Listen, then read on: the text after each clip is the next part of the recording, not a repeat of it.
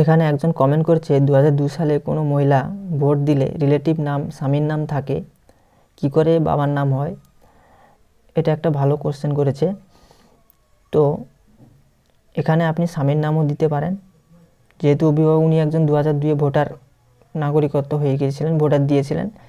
তো ফর্মে আপনি দেখতে পাবেন, ঠিক এই সাইডে দেখতে পাবেন এখানে পিতা বা অভিভাবকের নাম, এখানে আপনি স্বামীর নামও দিতে পারেন, কোনো অসুবিধা নেই। এবং স্বামীর নাম দেওয়ার আর একটা কলম বি নিচের দিকে দেওয়া আছে। তার জন্য অনেকেই বলছে যে স্বামীর নাম যেহেতু দেওয়ার একটা কলম দিয়েছে, তো এখানে পিতা বা অভিভাবকের নামের জায়গায় অনেকে বাবার নাম দিচ্ছে।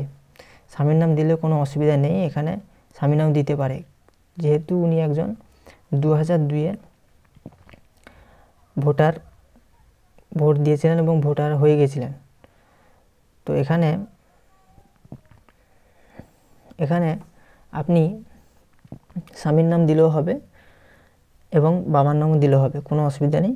কিন্তু এই দিকটি আপনি যখন ফিল আপ করছেন, যেহেতু যিনি ভোটার হয়ে গেছিলেন, তো এখানে আপনি আপনার নাম দেবেন, এপিক নম্বর দেবেন। এখানে আত্মীয়ের জায়গায়, যেহেতু আপনি ভোটার হয়ে গেছিলেন ওই সময় আপনার স্বামীর নাম ছিল, তো এখানে আপনি স্বামীর নামটা দেবেন, বাবার মা নাম না দিয়ে এখানে স্বামীর নামটা দেবেন। সম্পর্কের জায়গায় এখানে স্বামী উল্লেখ করবেন। এখানে জেলার নাম যেমন আছে দেবেন, রাজ্যের নাম দেবেন, বিধানসভার নাম দেবেন। বিধানসভা ক্ষেত্র নম্বর বলতে আপনার বিধানসভার নম্বর দেবেন, অংশ নম্বর দেবেন, বুথ নম্বর, ক্রমিক সংখ্যা, সিরিয়াল নম্বর, এটা আপনি দেবেন। 2002 লিস্ট দেখেই দেবেন। এই দিকটা যখন ফিল আপ করছেন আপনি 2002 লিস্ট দেখেই ফিল আপ করবেন। বুঝতে পারছেন আশা করছি।